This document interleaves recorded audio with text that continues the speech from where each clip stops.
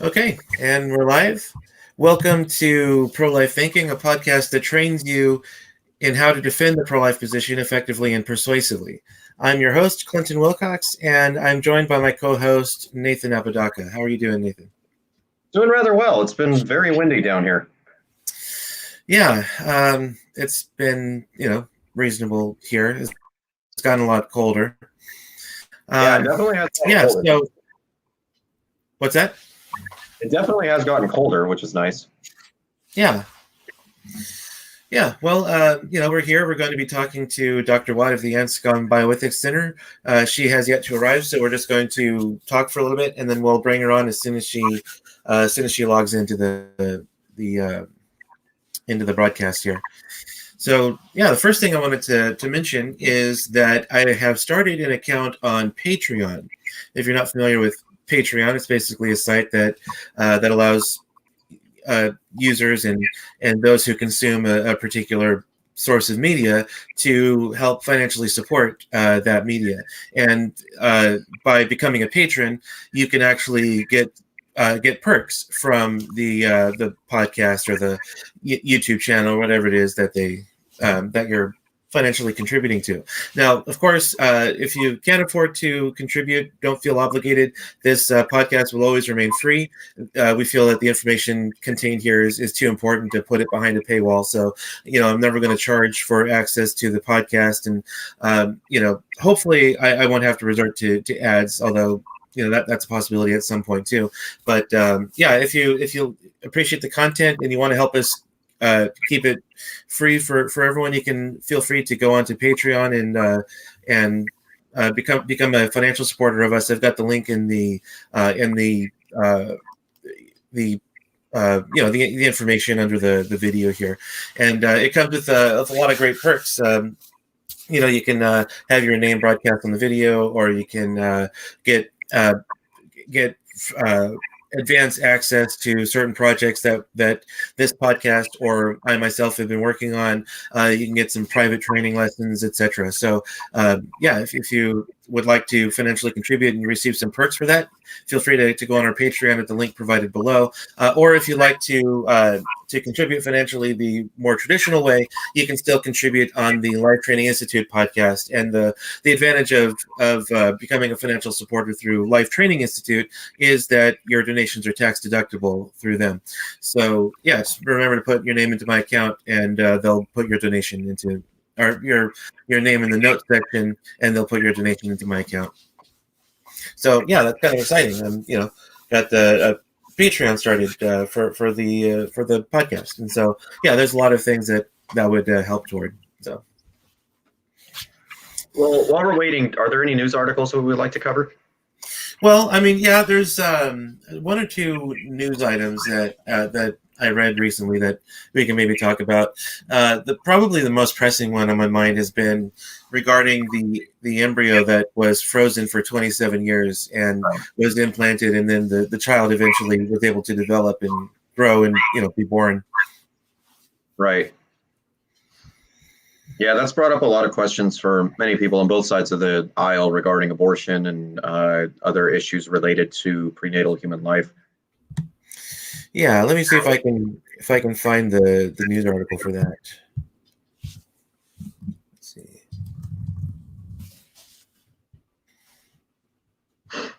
And this, of course, brings up ethical considerations regarding things like in vitro fertilization and things like that, because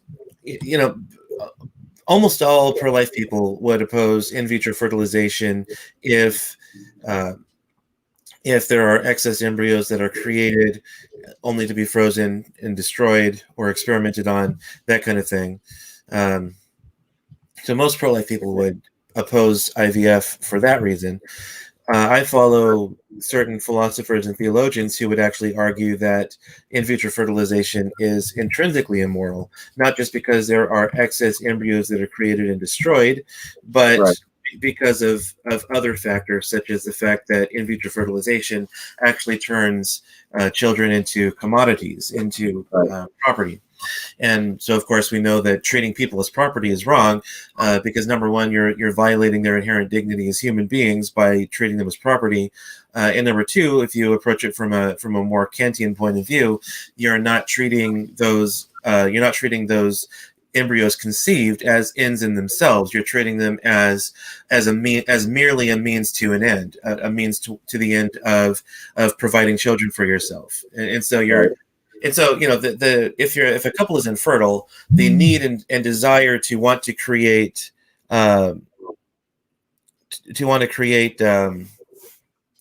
children, if you're unable to conceive children of your own, is of course very understandable.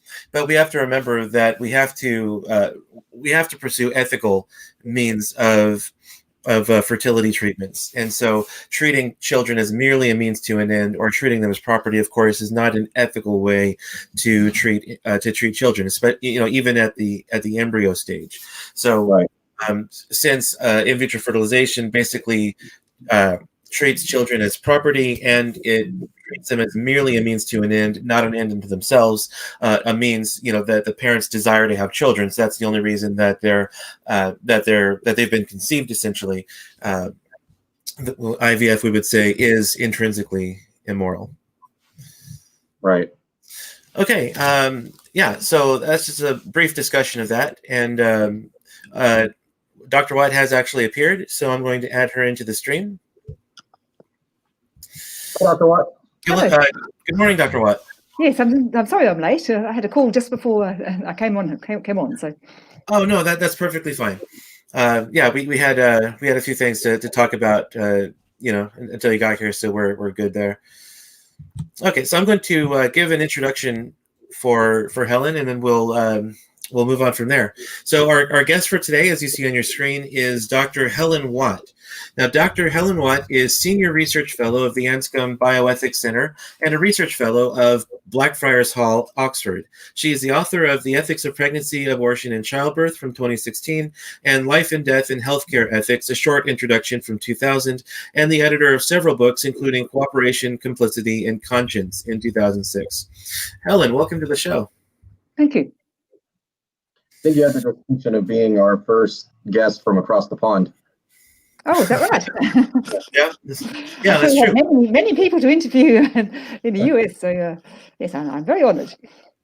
Yeah, we're very pleased to have you here. This is an issue that, of course, has been on a lot of people's minds. We've brought in Dr. Watt to talk about the ethics of vaccines, and not just specifically vaccines, but as we know, COVID-19, the novel coronavirus, as they call it, has been not.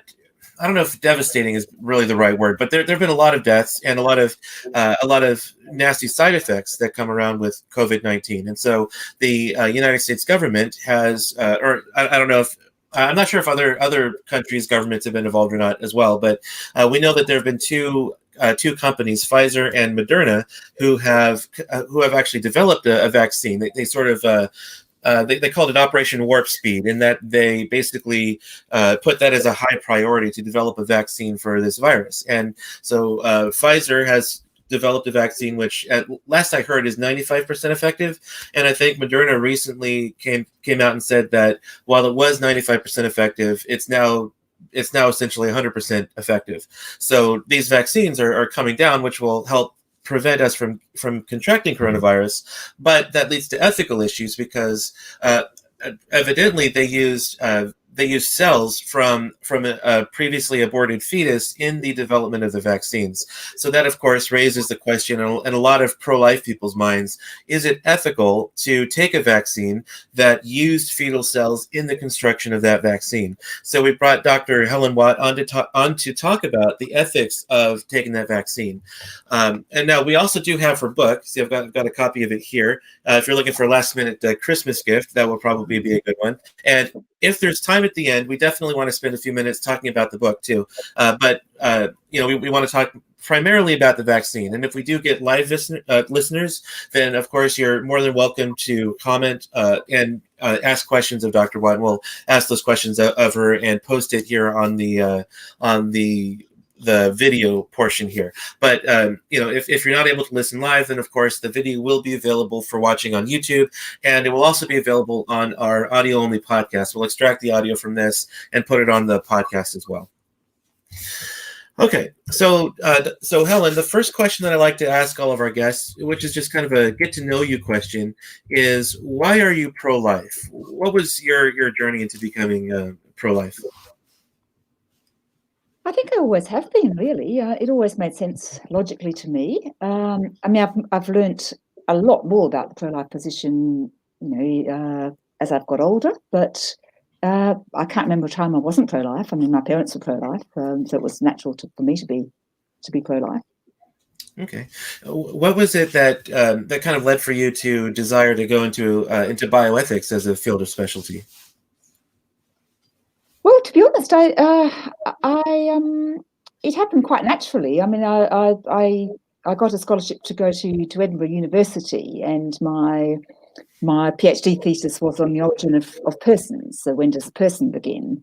And that's a fairly pro-life kind of topic. And straight after that, I went to work for a bioethics centre, the same centre I'm working with now, actually. So yes, it's all fitted in. Well, great. Could you tell us a bit about the Anscombe Bioethics Centre? Yeah, certainly. We're a Catholic bioethics centre based in Oxford. So yes, we have some links with Blackfriars Hall, Oxford. In that, my colleague and I have research posts at Blackfriars, but we're not a part of the university as such. And we give ethical advice to anyone basically who comes to us. They don't have to be Catholic. So doctors, nurses, scientists, pharmacists, but also patients, infertile people sometimes, people with pregnancy problems. Anyone can approach us for ethical advice. Well, great. So it sounds like we brought in the right person to talk about this. Oh, we'll see. Yeah. Okay, so I guess one of the first questions that I had regarding the topic at hand here is, how often do scientists use fetal cell lines in the development of vaccines? Is that a fairly common practice? Well, it's common enough, but then so is using alternatives. I mean, yeah, often enough people use animal cells or plant cells, and increasingly they're not using cells at all, actually, in the actual production of the vaccine. Now, unfortunately, some cell-free vaccines are being tested on a fetal cell line, to confirm that they are what they're thought to be. But some of the newer vaccines don't use cells at all. Yeah, actually, so maybe it'd be best to ask this here. So just before we actually talk more deeply on the topic of vaccines, would you say that pro-life people should feel that it's ethically permissible to take the COVID vaccine? Well, there is a range of COVID vaccines, and I think pro-lifers should make some efforts to access the vaccine that's least problematic, so that's had least fetal cell involvement. Because that encourages pharmaceutical companies to avoid cell lines that were originally produced using fetal tissue. Now, cell lines are not the same as fetal tissue. Cell lines descended and developed from the original fetal tissue decades ago. But nonetheless, if vaccine companies move away from using even the cell lines produced from the fetal tissue, that's all to the good, because it will help to discourage, one hopes, the use of the fetal tissue in the first place. Okay, so when they use these fetal cells for development of a vaccine, these are actually cell lines from the original fetus. They're not actually using fetuses that were aborted recently, correct? No, they're not. No, in fact, no cell that they're using was once part of the fetus. These are immortalized cell lines. And in terms of complicity with the original abortion, the collection of fetal tissue was very complicit, because that involved prior arrangements with the abortionist, with the woman having the abortion, with plans for abortion, in other words. So that's extremely complicit. Since then, since the cell lines have been created, they now circulate around labs, and many scientists actually aren't particularly focused on where they came from. But in order to discourage the use of fetal tissue in the first place, it's good if scientists do avoid these fetal cell lines, even though they're not the same as fetal tissue. Yeah. Okay, and so... Sorry, just have one question based on that. When you mentioned that the cell lines, I believe you used the term immortalized, do you mind just explaining that briefly? Yes, basically these cells just go on dividing. Okay. And indefinitely. I mean, it's not clear when the cell lines will be used up. I mean, some cell lines from decades ago are still standing up pretty well, actually. And it's true there are some newer Chinese cell lines that have been created, but that's said to be because China doesn't want to be dependent on the West. It's not that the original cell lines, aren't working, because they are. Okay. Yeah, I had a more general ethical question. What are the ethics of using medical treatments that were developed using unethical means? Because obviously a lot of pro-life people have concerns about fetuses being aborted and those fetuses being experimented on. But this has applications for other medical treatments as well, treatments that were developed using other unethical means, such as we often hear about the Tuskegee experiments and things like that. Is there any like, I guess the question would be, what are we ethically obligated to avoid treatments that were developed using unethical means, or would it be permissible for us to use those? Well, I think it's quite often permissible for us to use things developed via unethical means. In fact, that happens on a daily basis, if you think about it. I mean, we live in houses sometimes that were built by slaves. Do we leave our houses? We might eat fruit that was planted by slaves. We might have inherited money from someone who inherited money from someone who gained it in very immoral ways. So we do live in a web of relationships, and all the time, in fact, we're benefiting from the past wrongdoing of other people.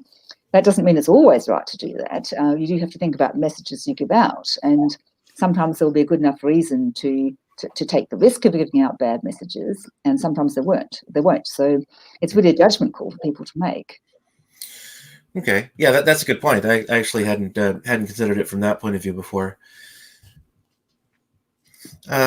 Okay, so I do have a question that someone from Facebook asked, and he's a biologist, and so his question, this is from Elijah Thompson on Facebook, and he asks if it's ethical to use cells from an aborted baby in the 1970s, and he gives a couple of examples, HEK, WI38, etc., because of the time lapse, then should we treat the Walvax cell line from 2015, he believes, any differently?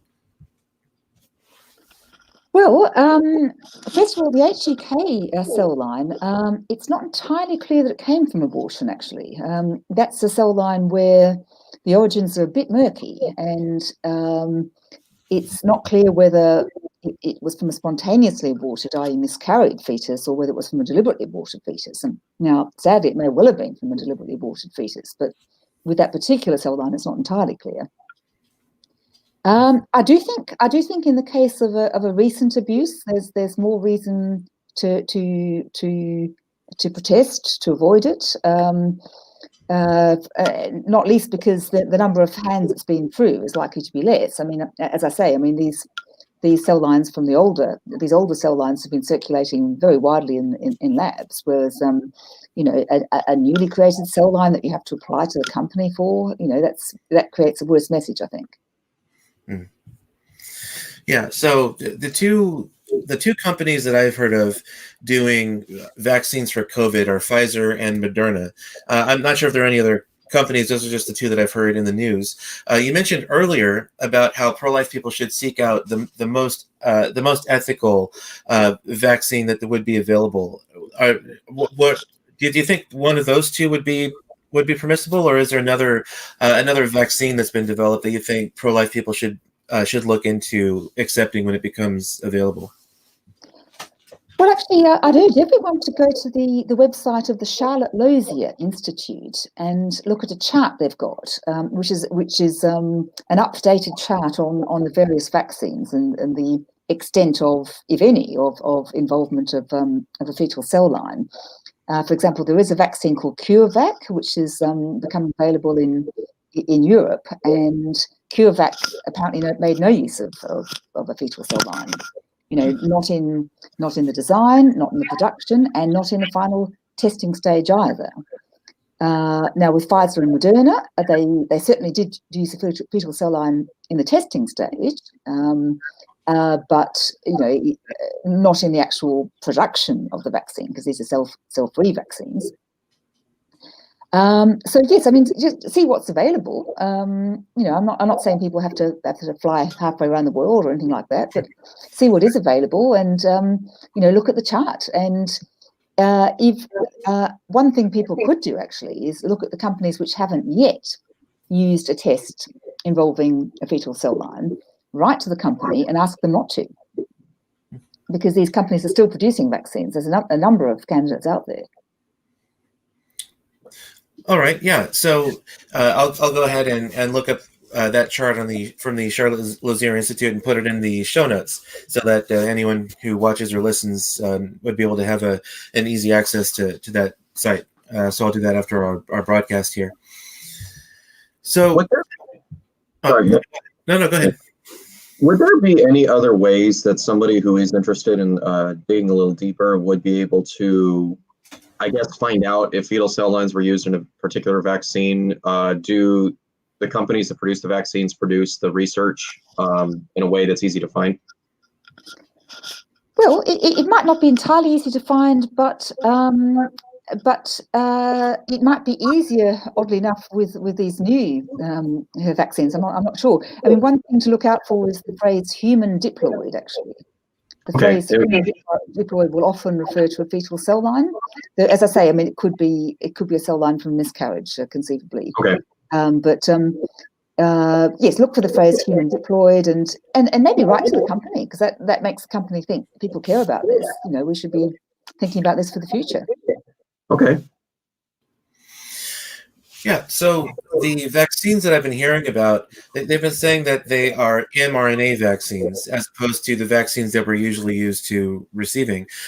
Could you talk a little bit on the difference between an mRNA vaccine and the vaccine, well, I'm not sure what they call them, but the ones where they inject a little bit of the virus into you to help build up your antibodies?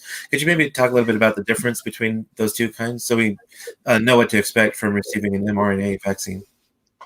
Yeah, well, I'll do my best. I should say that I'm not a medical doctor or a scientist, so just so people are aware, But as I understand it, the mRNA vaccines, this is messenger RNA, and in a sense, that's the link between your DNA and making of proteins and things, and this vaccine is supposed to mimic the way that the coronavirus gets at you, and the RNA is produced synthetically via machines, I believe. So people are sometimes concerned that this is going to affect their DNA, but that's not the direction things normally happen. Normally things go DNA, RNA, protein. So for an RNA vaccine to affect your DNA, some people say, well, that's not very likely. But as I say, I'm not a scientist, so I don't want to pretend to more knowledge than I have. Okay, no, that's fine. I appreciate you giving your thoughts on that. Those are pretty much all the questions I had regarding the vaccine.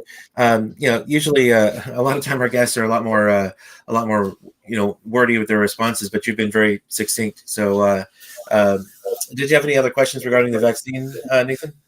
No, actually, I think you answered all the questions that I had. Okay, I think that pretty well does it for the vaccine. So we can move into a discussion of the book. I know you wanted to talk about that, Nathan. So why don't you go ahead and? Yeah, well, I guess I will.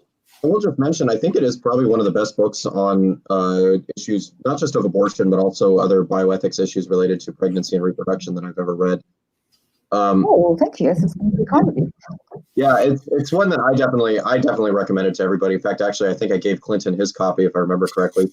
Yeah, you did. Oh, Yeah. you don't have to read it. Don't worry. Yeah.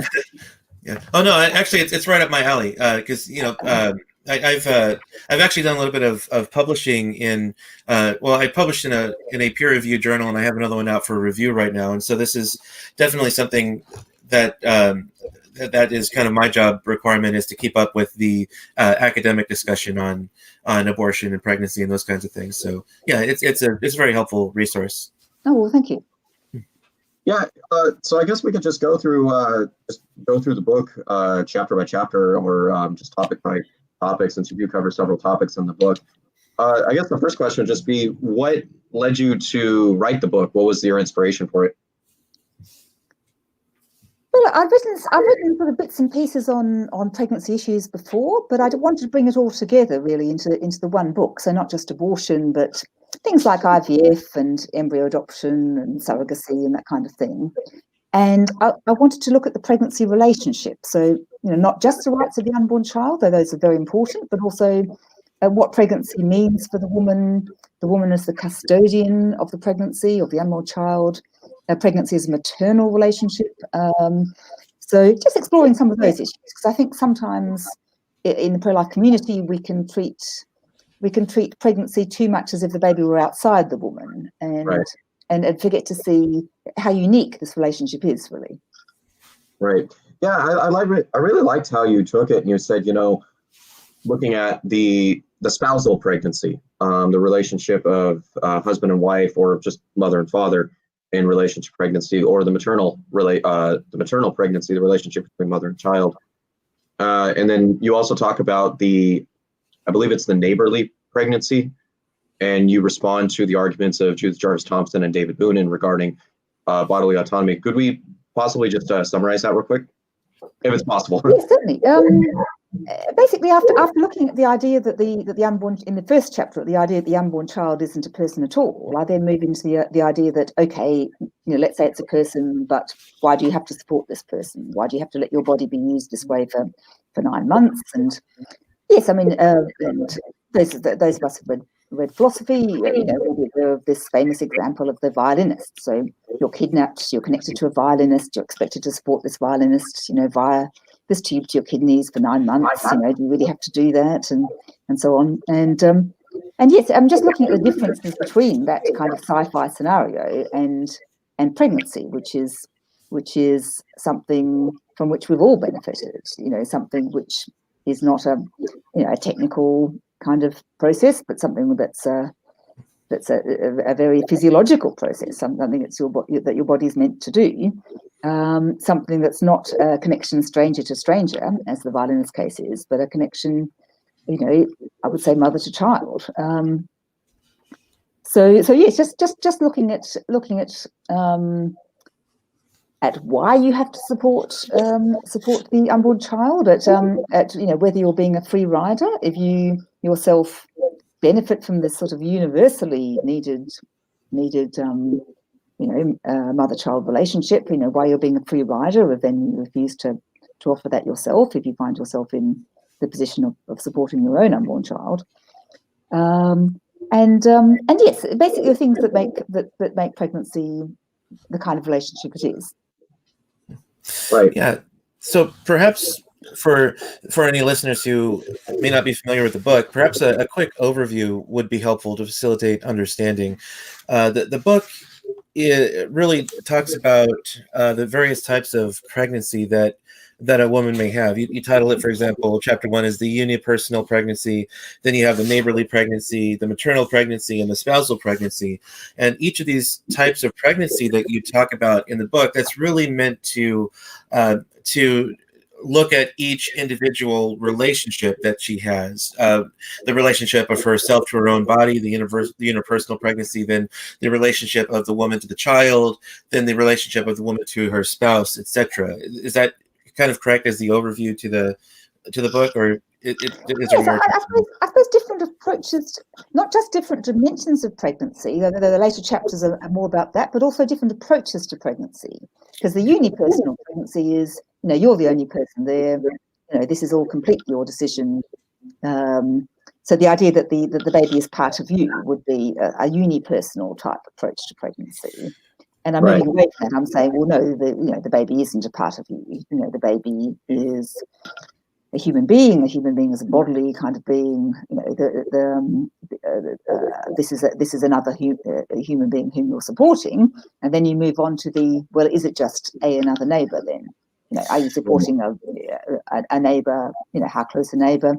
Are you just being a good Samaritan as regards another human being, or is it something more special than that? Yeah. Okay. Yeah. Thanks for clarifying that. That's definitely helpful.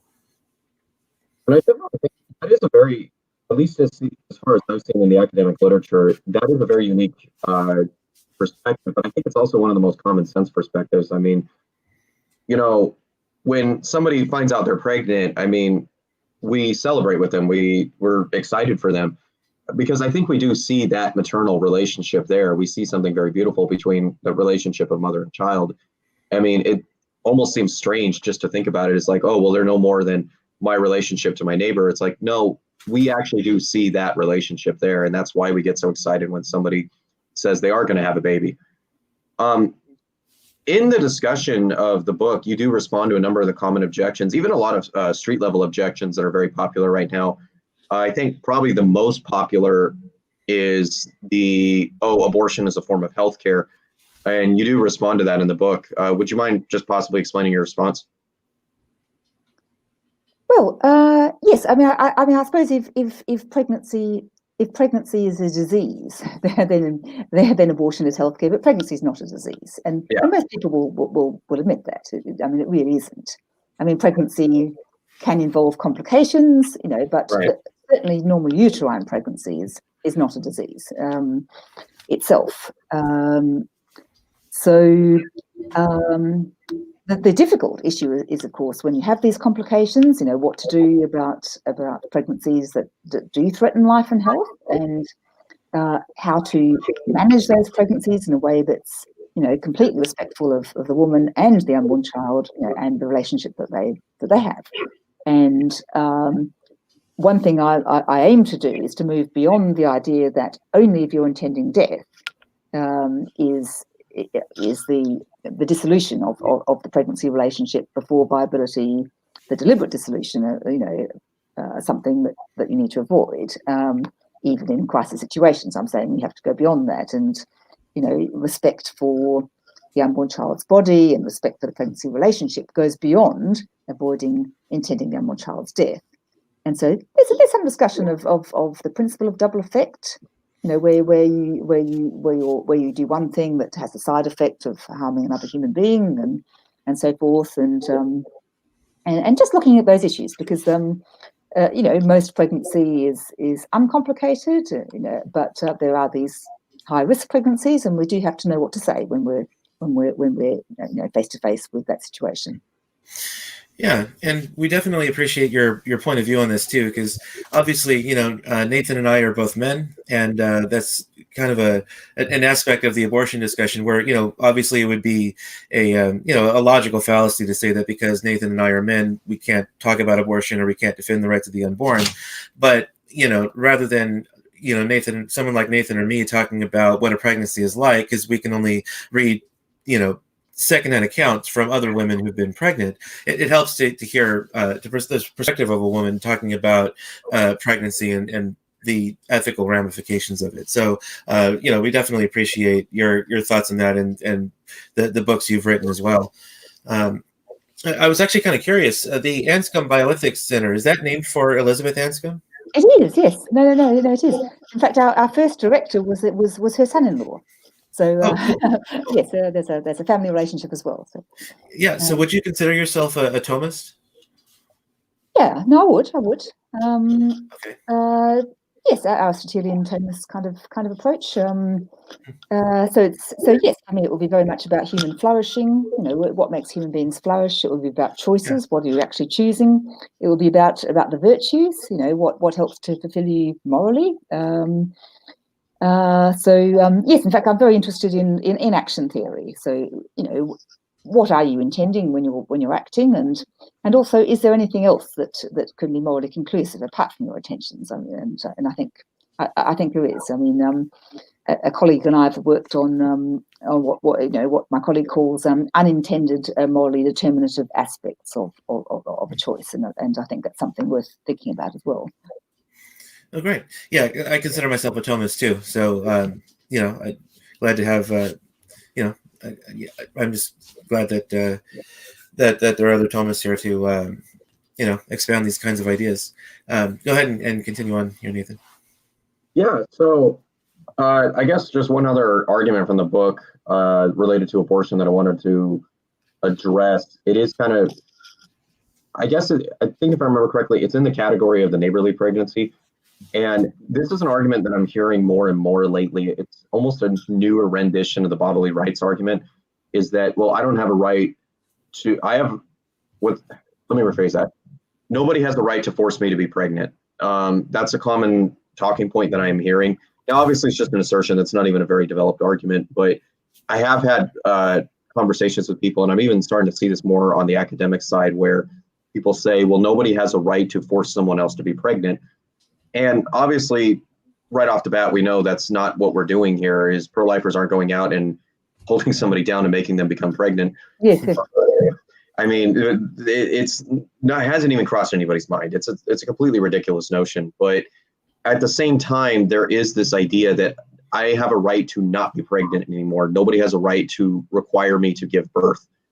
And you do address that in the book. And one of the arguments, or one of the talking points that is used, is that, the pro-life position just treats women as incubators. The pro-life position only values the unborn child. It doesn't value the dignity of the woman. And I think you do a really good job of answering that in the book when you point out that it is abortion that actually denies the dignity of women by treating them as there's something inherently flawed in their nature. Would you mind expounding on that? Yes, certainly. There is a legal academic in the US called Erica Bakioki, who's well worth looking up. You know her. I'm very fond of her work. Yes, no. Very, very, very helpful. Helpful writings. Yes, she makes the point that the idea is that why should we accept the male paradigm, and not only the male paradigm, but the selfish male paradigm. Why should we accept that women should be able to walk away from sexual relationships, and not accept the responsibilities that come with them in the form of a child they may have conceived, just because that's what a selfish man can do? In fact, our society does expect men to pay child support for their children and so forth. And yes, and so rather than have everyone behave like the most selfish kind of man, why not, expect all parents to look after their children? I mean, we don't say a man is being treated like a cradle when we expect him to hold his own baby. We say he's being treated like a father. Why not treat both parents seriously as parents? Not just in terms of expecting them to meet their responsibilities, but supporting them to meet their responsibilities. Because I think a lot of the time people are completely phased by the news of a pregnancy or even the birth of a baby, and just take some time to come to terms with it, but can be very good parents if they're supported in stepping up to the plate. So yes, just treating parenthood as something that can just come to you, to a man as well as to a woman. You may not have chosen to be pregnant. In the case of rape, of course, you won't even have chosen to have intercourse, but nonetheless, you find you are pregnant, and that carries not just responsibilities, but rights and joys, and a whole dimension of life that you didn't have before. Right. We actually, a few weeks ago, we had Chris Kaiser on here to talk about his new book on bioethics issues, and he had a really good chapter about how children can contribute to the flourishing of their parents. And that's something that does get left out of the conversation a lot, is that children are a very big benefit to their parents. They help their parents, I guess, find themselves in a way. Yes. Yes. I guess we can move on to a couple of the other topics in your book, because you talk about surrogacy, and you also talk about embryo adoption. And actually, right before you came on, me and Clinton were talking about the recent story of the baby that was born who had been frozen as an embryo for 27 years, I believe. 27 years, I think, yeah. Right. I guess we can start off that discussion by just getting, what would your opinion on that be, or your thoughts on that be? On frozen embryo adoption, or on the birth of a child 27 years after they were conceived? I guess what your thoughts on the ethics of that would be. We touched on it a little bit earlier, but I think since you do cover embryo adoption and that everything related, a lot of information related to IVF, I think it'd be great just to get your thoughts on that story. Well, if you could just refresh my memory, was that a case of embryo adoption, or was that the genetic parents themselves? I think it was embryo adoption, if I'm not mistaken. Okay. Well, first of all, to look at the injustice of freezing, really. That embryo has missed out on the last 27 years. It has missed out on a lot of things that embryo should have had. That embryo is lucky to be alive because, of course, many frozen embryos don't survive the process of unfreezing, or they're discarded, at some point by the clinic. The issue of embryo adoption specifically, I should say I used to support that, but then I changed my mind because of thinking about what becoming pregnancy is. When a woman becomes pregnant of a child who isn't her child, she becomes a mother by the act of becoming pregnant. If you're the genetic mother, you're already a mother, so you don't become a mother by becoming pregnant with your own embryo. But if you're not already a mother, that is how you become pregnant. And then the question is, that is how you become a mother. And then the question is, should you become a mother, a biological mother, in this completely technical way? Isn't that something you should only become via an interpersonal act, an act that means something marital? Isn't a marital act the only act that's good enough, to become a mother by? If by mother you mean biological mother. Now, someone might point to postnatal adoption and say, well, a postnatal child can be adopted by new parents, and those parents become parents by adopting. But that doesn't mimic normal biological parenthood in the same way. So I think it's very important to keep pregnancy as a sort of reliable sign of origin. When you see a pregnant woman, you should be able to say where that child came from. What pregnancy should mean is that this child came from this married couple, who will look after that child to the best of their ability after the child's born. And if pregnancy doesn't mean that anymore, I think that's a significant social loss. Yeah, I brought up a news article here about it, and yeah, the embryo, her name is Molly Everett Gibson, and she was transferred to her mom's uterus. So she was implanted in the uterus and born from the body of her own mother. Okay. Well, that's interesting. In that case, I'd say better late than never. That's good that the mother didn't abandon her altogether. That the mother took her to term. She's lost 26 years or 27 years, and that's a shame. And if she has siblings, she won't have a normal sibling type relationship with them, which is a shame. But she is able to have her life, and that's good. Right.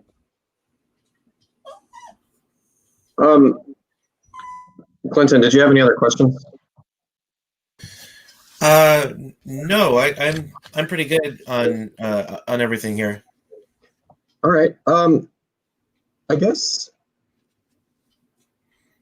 we could talk about. I believe in the book you also talk a little bit about surrogacy.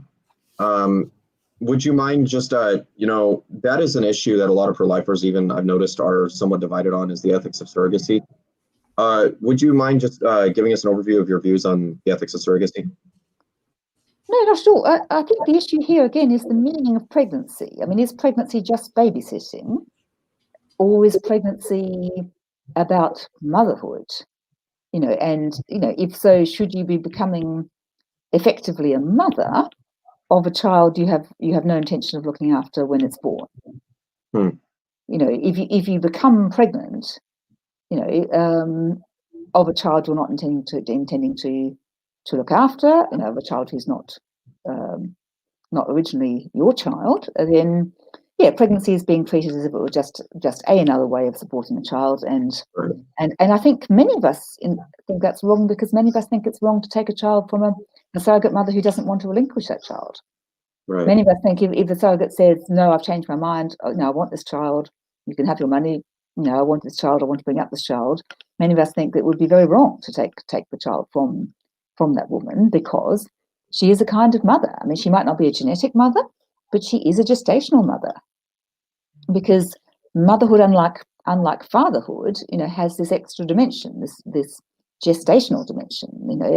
The gestational mother is not the only mother in that situation, but it is certainly a mother, and it's the last mother who's been looking after the baby. So to have continuity, and to keep pregnancy, as meaning something maternal, which is socially important, the surrogate should be allowed to keep the child. Right. So again, this is not just about saving lives. I mean, it's very important to save lives, but you have to think about how the lives are saved. Are they saved in ways that respect everyone involved? That respect the meaning of the, of something like pregnancy. Right. Yeah, Clinton, you're muted. Thanks. That's the issue with muting on the website instead of my microphone. I forget to check to make sure I'm, or I forget that I muted myself. No, don't we all? Yeah. Just as an aside, I do have the ability to edit the I forget what they call it. The where you can put all the information under the video on YouTube. I do actually have the ability to do that as the video is live. So I've actually been editing in some of the things that we've been talking about as we go. So you'll be able to find those in the informational section there under the video. Yeah. Okay. So we've got a few more minutes here. Did you want to touch on one more thing here, Nathan, before we draw it to a close? Yeah. Okay. We'll touch on a simple topic. You do talk about maternal-child relationships, and especially in the context of pregnancy that is life-threatening. And that is an issue that even a lot of pro-lifers are divided on, is whether or not some pro-life groups will say that abortion is never required for a life-threatening pregnancy. And unfortunately, from what at least me and Clinton have noticed, is that a lot of these arguments aren't very aware of, how should I put it? They aren't very aware of the medical aspect of it. What would your thoughts on that be, since you do talk about it in the book? Yes, I think a lot of people assume that abortion is defined as something which is aimed at killing the baby. And if you define abortion that way, as something that's necessarily aimed at killing the baby, then you can say, well, look, you don't have to aim at killing the baby. You can be aiming at something else. In the case of a life-threatening pregnancy, and so that could be fine. But if you have a definition of abortion that includes, deliberate termination of the mother-child relationship before the baby can live outside the womb, or deliberate invasion of the baby's tissues, including the placental tissues, of a kind known to be lethal. So a slightly more sophisticated definition of abortion, then you just can't say that abortion is never, in inverted commas, necessary to save the mother's life. The question is, is it ever okay to do this particular thing, even to save someone's life? You might think of the case of conjoined twins. I mean, I don't think we can assume that because a life will be saved, because both conjoined twins might die if they're not separated. I don't think we can just assume that separations that, invade the body of one twin in a lethal way in order to benefit the other twin are morally justified. I think sometimes life throws up these very poignant dilemmas, and we have to take seriously people's rights even in those situations. Or You can imagine a car crash where, the only way of getting out of the car is to cut your way through some unconscious person. He might be a relative or whatever, in a way that will kill them. I mean, that will save you, and they're going to die anyway. But does that mean it's okay to do that, even without the aim of ending their life? So yes, I think we have to accept that sometimes we do get very, very poignant dilemmas, and we have to hold firm to certain principles about respect. First of all, for the body of the other person, but in the case of pregnancy, also respect for the pregnancy relationship, because that's very, very important. Now, by the same token, I think sometimes the woman may accept treatments for her own body, even if she knows that the baby will die, because treatments targeted on her own body and her own body alone, for example, cancer treatments, are something that she's got the authority to organise. You have the authority to treat your own ill body in ways that target that body and not the body of somebody else. So it's not about benefiting the baby over and above the woman, or benefiting the woman over and above the baby. It's about respecting both lives and both bodies, and also the mother-child relationship. Right. And that was going to be my next question, was when we consider this dilemma, would it be best to view it in light of that mother-child relationship, and in respect to the woman's role as a mother? Yes, I think it would. I think that would be a good idea. Bear in mind as well that sometimes even when it's a situation where there's something that could be done to save both, because of the mother's special relationship, it's for her to authorise that or not. So Right. She's the custodian of the pregnancy in a very special way. So sometimes when it's not a situation where one of them is definitely going to die, a situation where both could be saved, let's say if she authorises some life-saving procedure, let's say fetal surgery or a cesarean or something like that, because of the special relationship, it is for her to authorise that or not. And so I think we have to look at the complexity of the relationship. I mean, it's not a matter of benefiting the baby whatever happens. It's not a matter of benefiting the woman whatever happens. It's not a matter of even of saving as many lives as we can. This is about maternal responsibilities. For the woman's own body, for the body of her unborn child, and respect for the body of her unborn child in all situations. Right. Yeah. All right. Well, we're coming up to the end of our time here. Where could people find you online, Dr. Watt? Well, the website of the Anscombe Centre is bioethics.org.uk, so that's easy to remember. And we have a range of material and publications there people might be interested in looking at, and yes, so do pay us a visit. No, great. So we talked a bit about the ethics of receiving vaccinations that use fetal cells, and we talked about Dr. Helen Watt's book, The Ethics of Pregnancy, Abortion, and Childbirth. Again, if you're looking for a last-minute Christmas present or something, we would highly recommend that book. So, Dr. Watt, thank you very much for coming on and letting us interview you. Well, thank you so much for having me. It was a pleasure. Yeah, if you just sit tight for a couple of minutes, we can say our official goodbyes after we end the broadcast here. But yeah, once again, this has been the Pro-Life Thinking podcast. We appreciate you listening in. If you're able to and would like to financially support the podcast here, you can go on the Life Training Institute podcast at prolifetraining.com and donate in the menu at the top. You can put my name in the note section to ensure that the donation gets put in my account. And all donations through Life Training Institute are tax deductible, or you can find us on Patreon. We do have a Patreon page which you can get certain perks if you would like to help financially support the podcast. Again, as Greg Cunningham of the Center for Bioethical Reform says, there are more people working full time to kill unborn babies than there are working full time to save them. So any donations you give toward the podcast will help not only with the financial responsibilities of the podcast, but also helping get the word about bioethics and about the pro-life position out to a lot of people, potentially thousands or hundreds of thousands of listeners. So we appreciate that. But again, never feel obligated. This podcast will always remain free. We hope that you enjoyed it. And if you did, feel free to share it around social media, Facebook, Twitter, wherever you frequent. Again, on behalf of Nathan and the Pro-Life Thinking Podcast, we thank you again for joining us. And we'll see you next time. Thank you very much.